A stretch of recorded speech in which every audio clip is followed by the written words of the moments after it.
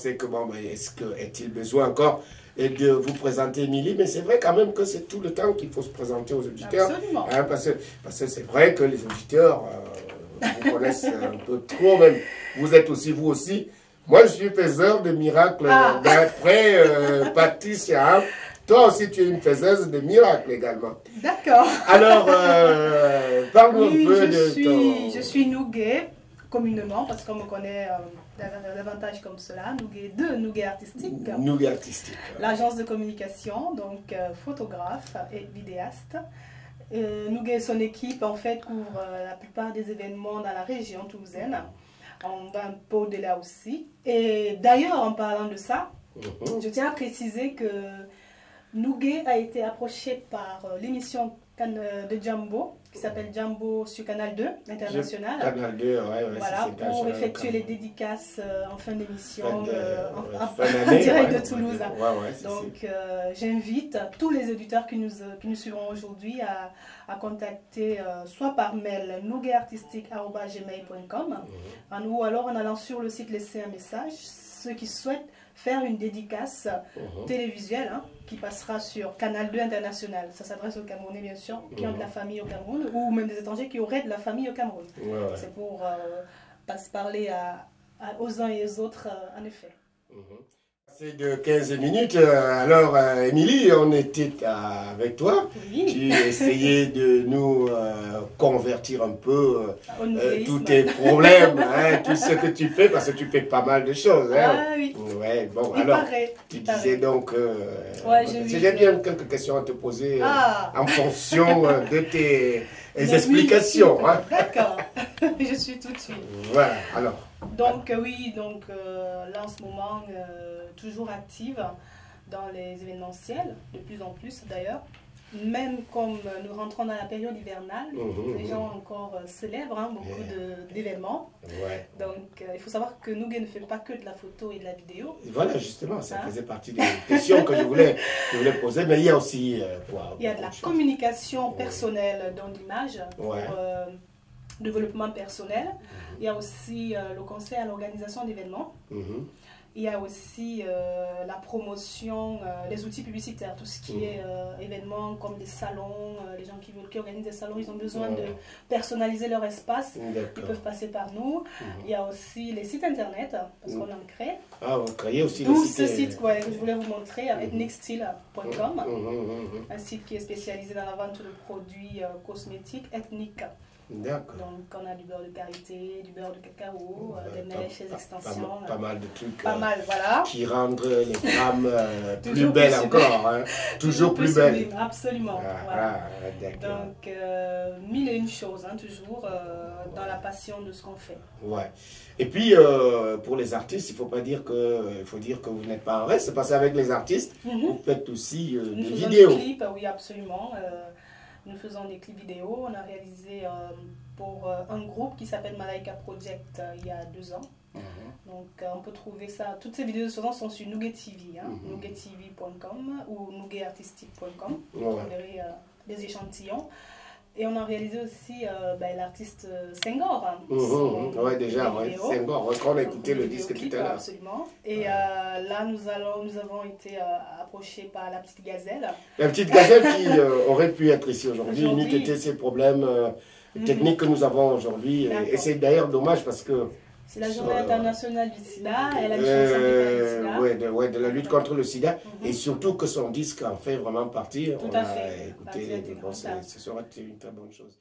Alors, lorsqu'on est donc, je vais dire, qu'on fait ce boulot, quels sont les moments les plus caducs, les plus difficiles de temps en temps? Parce que je suppose qu'il faut suivre les gens par derrière, il faut les conseiller, c'est ça qu'il faut faire, il faut faire comme ça. Et oui, et puis bon, en sachant aussi que ces gens-là, ils ont déjà d'autres choses en tête. Ça doit être parfois difficile.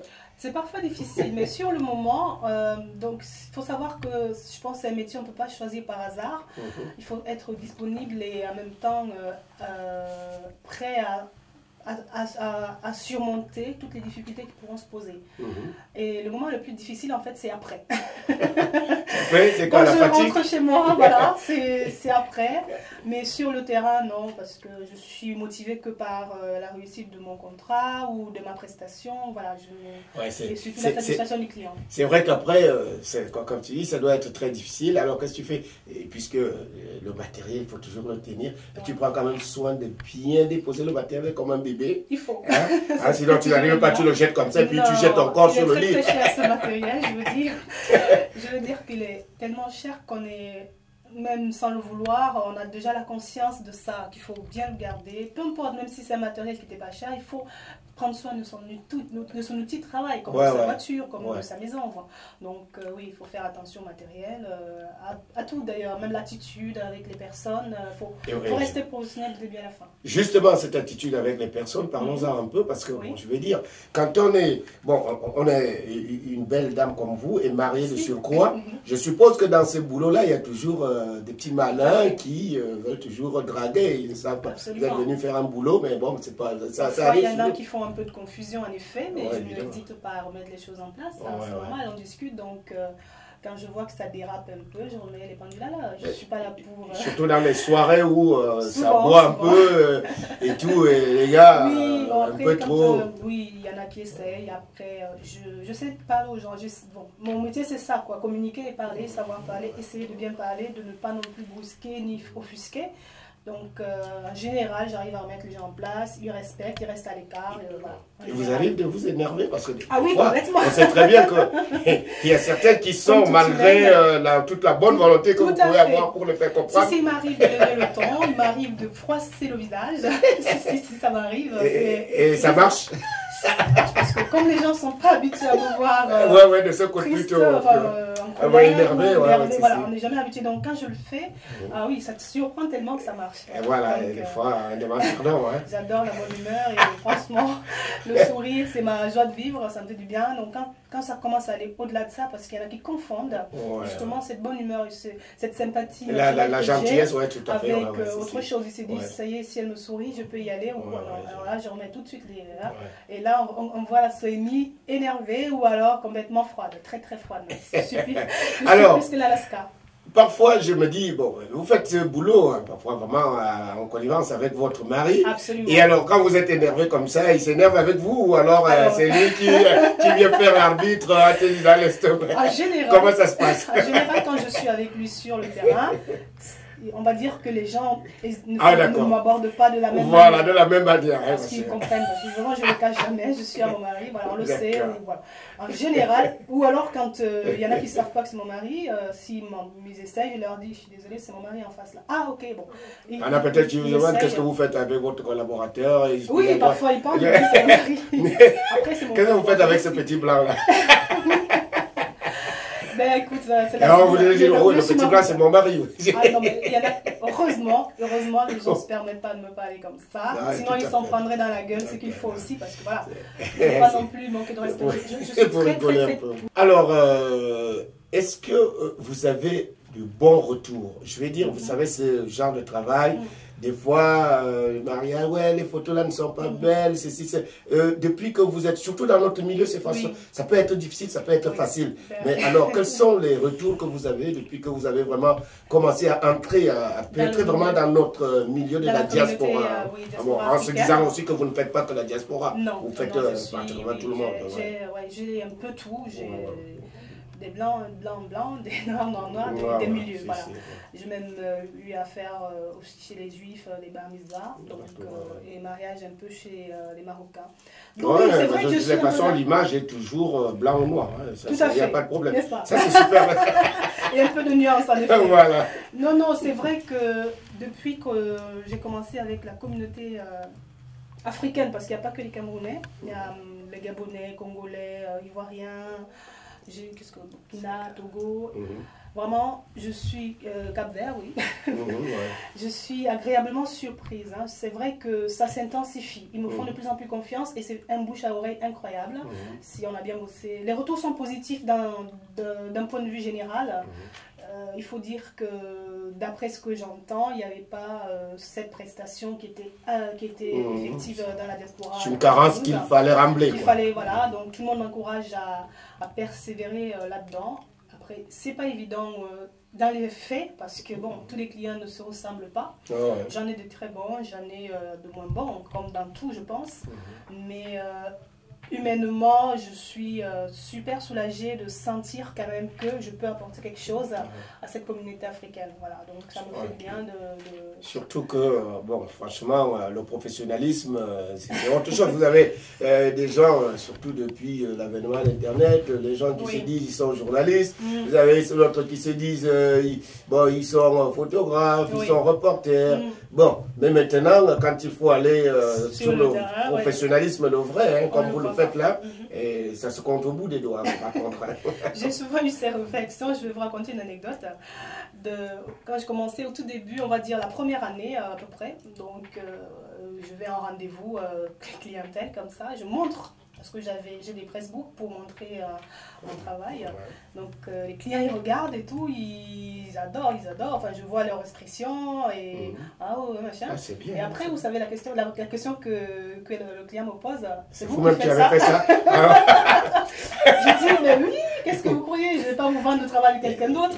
Et figurez-vous que ça revient justement à ce que je viens de dire là tout à l'heure, que depuis qu'il y a Internet, on a l'impression qu'il y a des petits malins qui prennent les boulots des autres, ainsi de suite. Hein. Alors, vous montrez un travail aussi parfaitement réalisé, le mec, il regarde le travail et s'est dit, bon, ben, il vaut mieux que je la mette à l'essai. C'est vrai que le souci qu'on a dans la photo, il y a beaucoup de personnes ont aujourd'hui un appareil photo numérique.